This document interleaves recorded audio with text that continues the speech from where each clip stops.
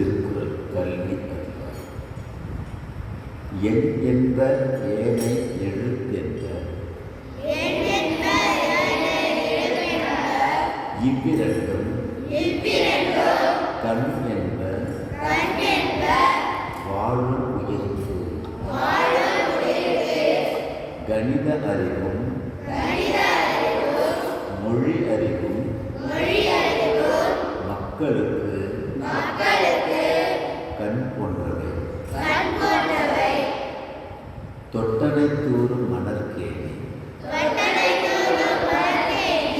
மாந்தர்க்கு கற்றனை தூரும் அறிவு. மணல் வெளியில் தோண்ட தோண்ட கிணற்றில் நீர் சுரக்கும். அதுபோல படிக்க படிக்க